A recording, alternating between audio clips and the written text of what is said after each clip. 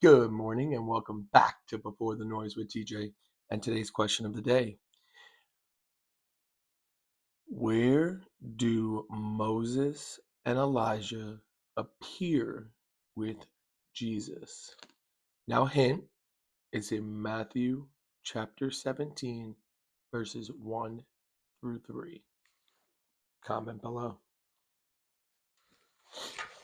So, looking at 1 Peter chapter 4, the first couple verses, we go into how Christ sets an example of self-control, resisting sin, removing yourself out of situations, changing relationships, talking about what you do with your time.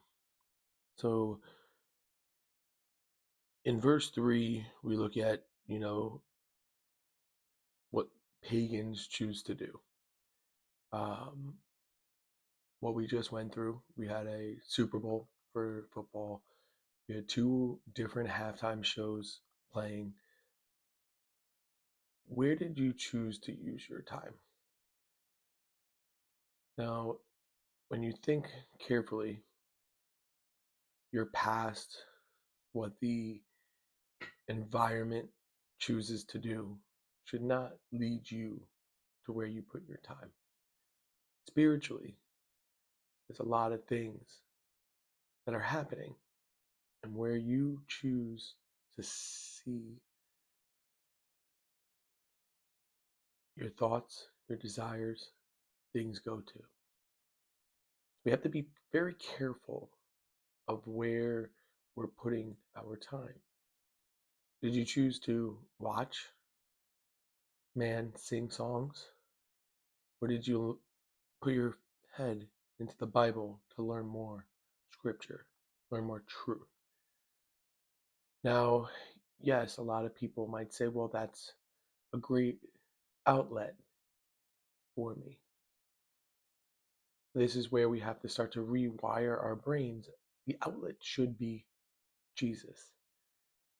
If you need an outlet of this world, how is your relationship with Jesus? Take time today to think about what is making you need that, what is causing that to happen, and then start talking to God about that. Bring him in to those conversations. Start to see that the things of the past don't matter anymore, and that we need to move forward and grow our relationship with Jesus. The time that you spend watching something or listening to something that is not scripture takes you further away from him and gives the devil a chance to creep on in. Now, one Super Bowl halftime show was about unity, love, culture. Another one is about freedom, patriotism, faith. But neither dug into scripture. And every single message through both of them means something.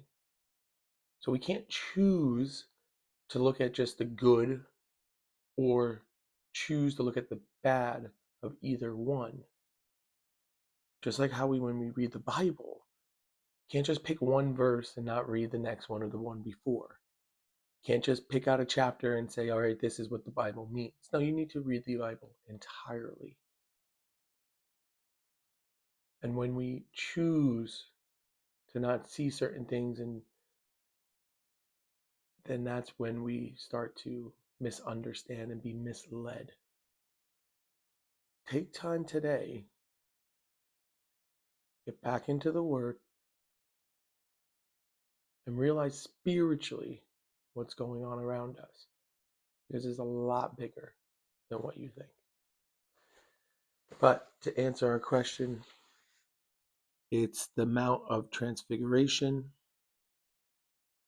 and I will see you all tomorrow.